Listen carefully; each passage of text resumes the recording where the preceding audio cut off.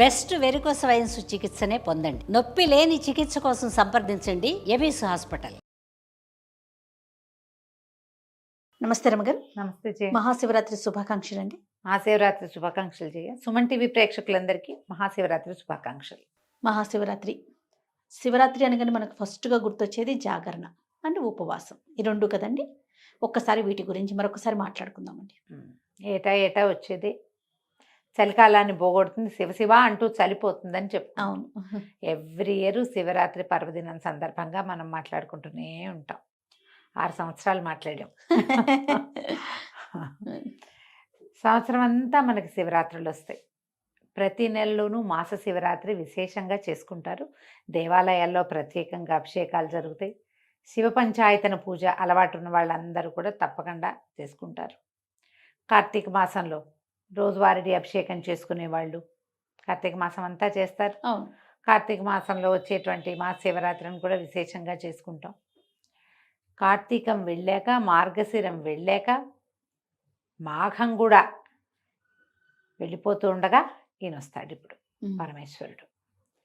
మళ్ళీ ఇంకొకసారి ఈ శివరాత్రికి ఏంటంటే ఎవరైనా సరే ఒక్క మాట నమశివాయ అన్నా చాలు, ఒక్క బిల్వదళం స్వామి మీద పరమేశ్వరుడి మీద వేసినా చాలు, ఒక్క చిన్న చెంబెడి తీర్థము లేకపోతే 3 ఉద్ధరణల తీర్థం, ఒక్క పురుషుడు నీళ్ళైనా పరమేశ్వరుడికి అర్పించిన వాడికి కైవల్యం వస్తుందని చెప్తారు.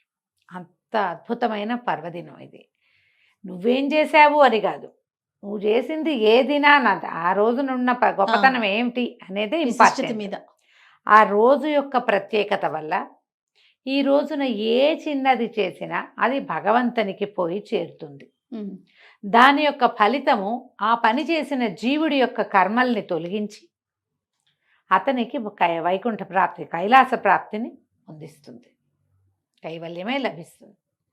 అది కావాలంటే ముందు ఈరోజు శివరాత్రి అనే గమనం ఉండాలి. గమనం లేని వాడికి కూడా వస్తుందని చెప్తాం కథల్లో. గమనంతో చేస్తే మహా అద్భుతం. తెలుసుకుని చేసిన పని ఇంకా అద్భుతంగా కుదురుతుంది కదా. చేతకాని తెలియని వాడికి కూడా భగవంతుడు కైవల్యం ఇస్తాడు. చేతయి తెలుసుకుని విధి విధానాలు పాటిస్తూ చేయవలసింది విధిగా చేస్తే దాని ఫలితం బాగుంటుంది. ఇప్పుడు కైవల్యం ఆ రోజున మరణించిన వాడికి కైవల్యం లభిస్తుంది. తర్వాత మరి జీవించే ఉంటే మన సంగతి మనకేం లభిస్తుంది? పరమేశ్వరానుగ్రహం లభిస్తుంది. మన జాతకంలో ఉన్న గ్రహదోషాలు పోతాయి. మన కర్మల్లో దుర్విపాకం ఏదైనా ఉంటే అది తగ్గుతుంది. మనం ఇంకా పడవలసిన కష్టం ఏదైనా ఉంటే అది చిన్నదవుతుంది. భగవంతుడికి మనం దగ్గరవుతాం. దానికోసమని మనం ఇట్లా పర్వదినాలు వచ్చినప్పుడు ప్రత్యేకంగా చెప్పుకుంటాం. ఈరోజు గమనంతో తలస్నానం చేయండి శివరాత్రి అని చెప్పి, కుదిరినంత వరకు ఏదైనా ఒక చిన్న శివాలయమైనా మన పక్క సందులో ఉన్నదానికైనా వెళ్ళి ఒక్కసారి ప్రతిష్ఠ చేయబడిన పరమేశ్వరుణ్ణి చూసి రండి. శివలింగాన్ని చూడండి.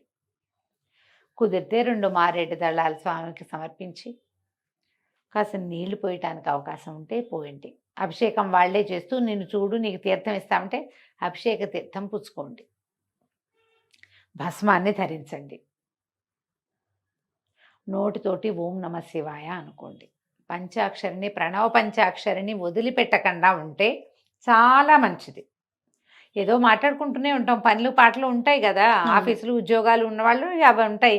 సంసారంలో ఉన్న వాళ్ళకి జంజాటం తప్పదు.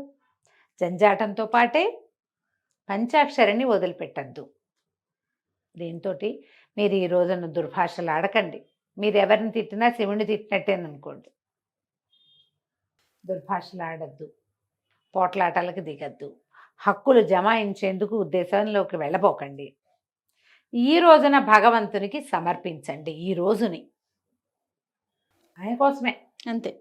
ఆ ఉద్దేశంతో చేస్తే మీరు చేయగలిగినంత ఉపవాసం, చేయగలిగినంత జాగరణ, ఇవ్వగలిగినంత సేవ ఇవ్వండి. వీటిలలో మార్పు లేదు, మానద్దు. ఓకే. మేము ఉపవాసం ఉండండి ఏదో తినేస్తాం. బ్రేక్ఫాస్ట్ మానేయగలిగితే మానేయండి. ఆఫీస్ ఉంది, ఉపవాసాలు మానలేరు. సాత్వికమైన ఆహారం తీసుకోండి. అది ఇంట్లో పొద్దున్న దేవుడికి నివేదన పెట్టింది తినండి, ఉపవాసమే అది. ఈయనకి అన్నం తినకూడదు లాంటివి ఏమంటారు, మనం ఏకాదశికి చెప్పినట్టుగా ధాన్యంలో మురాసురుడు ఉంటాడు కాబట్టి అన్నం వర్జేతన్నారు, అన్నం వర్జించమన్నారు. కానీ శివరాత్రిగా అన్నం వర్జించాలన్న నియమం లేదు, ఆ మాట చెప్పటల్లా. ఉమ్, ఉపవాసం ఉండాలి. ఆ ఉపవసించేటప్పుడు అవకాశాన్ని బట్టి ఉపవసించండి. ఏదైనా పళ్ళు, ఫలాలు, పలహారము తీసుకోండి. శివనామస్మరణలో సమయం గడపండి చక్కగా. మేము మీ అవకాశాన్ని బట్టి ఇంట్లో ఏదైనా అభిషేకం చేసుకునే అవకాశం ఉంటే చక్కగా చేసుకోండి. పక్క ఇళ్లలోనో వెనకింట్లోనో మీ వాళ్ళు మేము ఏకాదశి రుద్రాభిషేకం చేసుకుంటానంటే వాళ్ళ ఇంటికి ఎవడెళ్తాడని మానేయకండి. వాడి మొహం మనకు గిట్టకపోయినా సరే ఉమ్, పిలిచారంటే వెళ్ళాలి, తెలిసిందంటే వెళ్ళాలి, అలా పెట్టుకోండి. ఆ, ఇదే మనం భగవంతుడికి ఇవ్వగలిగేదమ్మా. శ్రద్ధ, ఆస్థ ఆ రెండే ఇస్తాం, అంతే, అంతకంటే ఏం అంతే. అక్కర్లా. అసలు ఆ రెండు ఇస్తే చాలు. ఎక్కడ అవకాశం ఉంటే అక్కడికి వెళ్ళండి. ఉమ్, ఒక్కసారి వెళ్ళి అట్లా ఆ మంత్రం ఏదైనా మన చెవిని పడితే మనకు అర్థమైనా కాకపోయినా లోపల పేరుకునే మాలిన్యాలు పోతాయి. శివుడు అభిషేక ప్రియుడు, మనం ఎప్పుడు చెప్పుకుంటాం ఆ మాట. అవును. అలంకార ప్రియో విష్ణువు అభిషేక ప్రియ శివ. ఏం అక్కర్లేదు, ఒక చెంబెడు నీళ్ళే కావాలి. మీ చేత్తోటే పోసే అవకాశం లభించిందా మంచిది. ఈ ఉజ్జయిని అవి వెళ్ళామా జయ, ప్రతి చోట మేము ఎక్కడ మా ఇళ్లలో మేము మనమే శివలింగం మీద నీళ్లు పోయటం ఆడవాళ్ళకి సాధారణంగా ఇవ్వరు. ఉమ్, ఇక్కడ శివాలయాల్లో కూడా నేను లోపలికి వెళ్ళి ముట్టుకోవటం అది నేను ఎప్పుడు చేయలే. శ్రీశైలంలోనూ అక్కడ స్పర్శ దర్శనం అవకాశం ఉన్న చోట మాత్రమే చేశాం, కానీ ఇంకెక్కడ నేను ముట్టుకునేదాన్ని కాదు. ఉమ్, అక్కడ ఏ చీటి శివాలయంలోకి వెళ్ళినా సరే అన్ని శివాలయాలు అవును. ఓ ఇంత బుజ్జి రాగి చెంపిస్తారు వాళ్ళు. వారికి ఇవ్వండి అంటే అమ్మ మీరు కూడా తీసుకోండి నీళ్ళు పోయండి. ఉమ్, పర్లి వైద్యనాథం వెళ్ళాం లాస్ట్ జనవరిలో, ఉహు, మనం చెప్పుకున్నాం వెళ్ళినప్పుడు. అదే మన షోలాపూర్ అవి కూడా వెళ్ళాము అప్పుడు. ఈ పర్లి వెళ్తే పెద్ద శివలింగం, వైద్యనాథ లింగం. నాన్న మా అబ్బాయి ఆయనకి ఇవ్వండి అంటే ఒప్పుకోలే. ఆ లోపల నర్చకుడు ఆయన నీళ్ళు పోస్తారు, మీరు పోయండి అమ్మా అని ఒక చెంబు ఇచ్చి అబ్బాయి అమ్మగారికి ఇవ్వు అని మా అబ్బాయితో ఆ చెంబు నా చేతికి ఇచ్చేదాకా ఆయన ఊరుకోలే. జ్యోతిర్లింగము చేతితో చేయకూడదు, మాకు శంకలు ఉన్నాయని నేను వెనక్కి ఉంటాను, ససేమిరా అన్నారు. పోయండి అమ్మా, ప్రణవ పంచాక్షరి చేసుకుంటూ వాళ్ళు రుద్రం చదువుతున్నారు, ఈయన చదువుతారు రుద్రం, అది నడుస్తుంది. నా దారిని నేను పోసుకున్నాను అనమాట నీళ్ళు. అసలు ఈ మొత్తం ఉజ్జయిన్లో ఏ శివాలయం లోపలికి వెళ్ళినా ఓ చెంబెడు నీళ్లు శివుడి మీద పోసి బయటకు వచ్చాం. వద్దంటే వాళ్ళు ఒప్పుకోలే.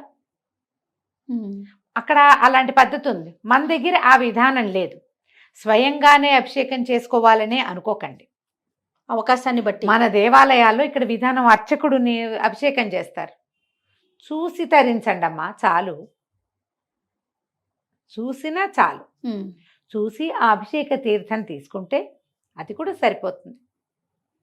మీ ఇంట్లో అవకాశం ఉంటే చూడండి, పక్కింట్లో దొరికితే లభిస్తే చూసుకోండి, లేకపోతే దేవాలయాలకు వెళ్ళే అవకాశం ఉంటే చూడండి. ఇవేవి లభించలేదు, టీవీలో చూడండి, హాయిగా ఉజ్జయినితో సహా అన్నీ చూపిస్తారు. అవును, అన్ని జ్యోతిర్లింగాల్లోనూ దర్శనం వస్తుంది, చక్కగా కూర్చుని చూసుకోండి హ్యాపీగా.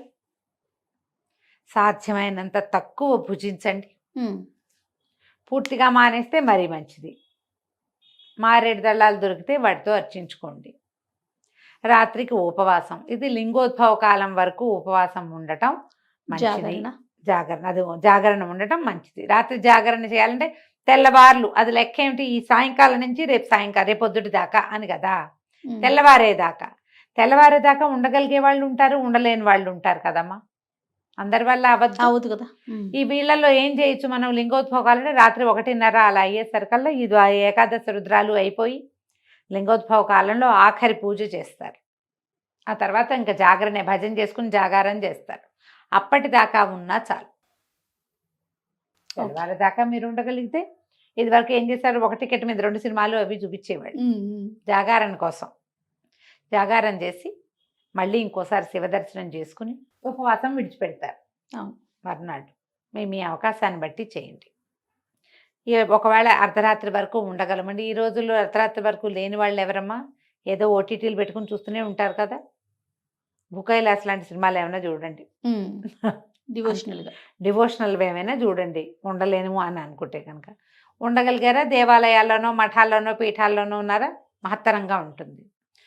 ఎప్పుడు కూడా పర్వదినాల అవకాశాన్ని పోగొట్టుకోవద్దు. ఆ రోజున చేసేటువంటి చిన్న క్రియ కూడా మనని భగవంతుడికి దగ్గర చేస్తుంది. అవును. మన కర్మలు కొంత తొలగిస్తుంది. మన పుణ్యబలం పెంచుకోవటానికి, పాపక్షయం కావడానికి పర్వదినాలు ఉపయోగపడతాయి. ఆ రోజున ఈ గ్రహాల సంతులన అవన్నీ వేరేగా ఉంటాయి. లేకపోతే ప్రత్యేకంగా ఈ రోజు ఎందుకు, శివరాత్రి ఎప్పుడైనా చేసుకోవచ్చు కాదు అవును కదా. పైగా ఇవాళ మన బర్త్డే అనుకో, సండే సెలబ్రేట్ చేసుకుంటున్నాం మనం. ముందొచ్చే సండే సెలబ్రేట్ చేసేసుకుంటాం. సెలబ్రేషన్కి కావాలి. పర్వదినాలు అట్లా కాదు కదా. ప్రత్యేకంగా ఈ సందర్భంలో, ఈ సమయంలో ఈ గ్రహాలు, ఈ నక్షత్రాలు, ఈ చంద్రుడు ఇలా ఉండటం, సూర్యుడు ఇలా ఉండటం, ఇవన్నీ లెక్క కదా. ఉన్నప్పుడు మీకు ప్రకృతి అంతా అనుకూలంగా ఉందని కదా అర్థము. అలాంటప్పుడే మనం పూజ, మన ఉపవాసం అప్పుడు చేయాలి. కుదిరినప్పుడు చేసుకుంటాం, బర్త్డే లాగా, మ్యారేజ్ డే లాగా అనుకోవడానికి వీలు లేదు కదా. అవును పర్వదినాలని సుసంపన్నం చేసుకోండి. తప్పకుండా. మహాశివరాత్రి పర్వదినం సంవత్సరానికి ఒక్కరోజు వస్తుంది. ఈ రోజున మీరు చేయగలిగినంత దానం చేయండి, చేయగలిగినంత శివధ్యానం చేయండి, చేయగలిగిన దర్శనం చేసుకోండి. ఏది మానకండి. ఓకే.